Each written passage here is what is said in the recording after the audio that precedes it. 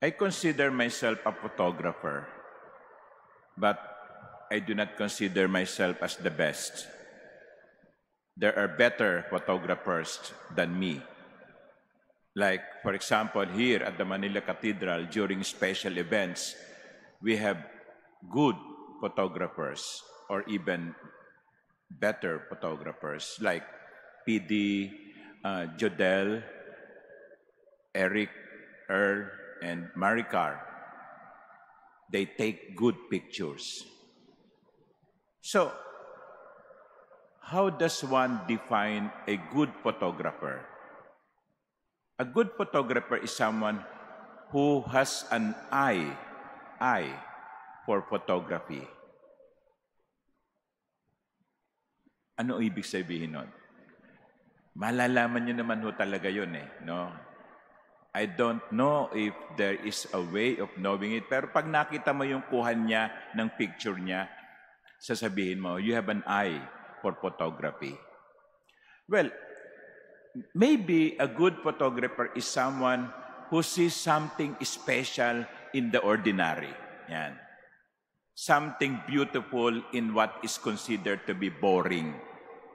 Kumisan, yung sigurong walang alam sa photography, sabi niya, ay, wala namang magandang makukuha dito Pero ang isang mahusay na photographer, even in the barest of places, he or she can see something beautiful.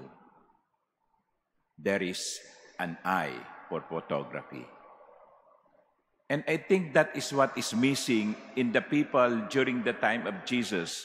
They didn't have an eye for photography. They don't see the beauty that is in their midst. At yun ang gustong sabihin ni Jesus. Sabi niya, sa araw ng paghuhukom, ang reyna ng the queen of the south will rise with the men of this generation, and she will condemn them. Why? Because she saw something special in Solomon, but they, the people of Jesus' time, did not see something special in Jesus. Sayang. I think that is one of the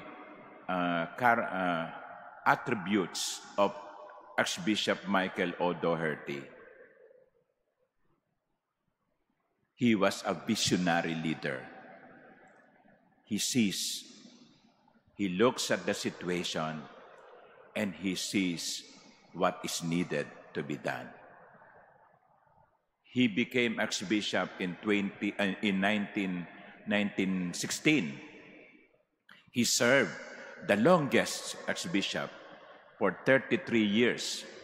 He died on October 14, 1949, at the age of 75. When he came to Manila, coming from the Archdiocese of Zamboanga, he looked at Manila, and this is what he saw. The need for Catholic schools. Kasi nga, dumating yung mga Protestants with the coming of the Americans. So, yung mga Protestants, nagtuturo ng mga Protestant teachings. So, nakita ni Michael Doherty, there is a need for more Catholic schools.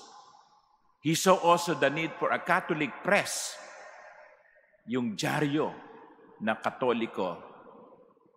He also saw the need for flourishing seminaries kasi nga marami ang mga pari ng mga Espanyol after ng revolusyon ay umuwi ng Espanya.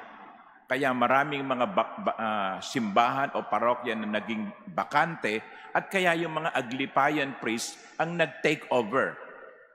Kaya sabi niya, hindi pwede to. Kailangan mag-form tayo ng maraming seminarista na magpapari. He saw the need for the frequent reception of the sacraments, the sanctification of Sunday, and the absolute need for the laity, the lay people like you. Sabi niya, the lay people, they are part of the church. Kasi siguro kahit ngayon, merong ganong mentalidad, Pag sinabi mong simbahan, pag sinabi mong church, pare yan, pare. Kaya they criticize the church, forgetting that they belong to the church. You belong to the church. Ang simbahan ay hindi lang ang mga pari. Ang simbahan ay mga laikong katulad niyo. At nakita yon ni Archbishop Michael O. Doherty. And because of that, he planned his pastoral planning was done along that line. He was one who saw. And then, siya yung archbishop nung panahon ng giyera, panahon ng Hapon. Nakita niya ang pagkasira ng Intramuros. Kahit ang katedral, nasira noong 1945 because he died in 1949.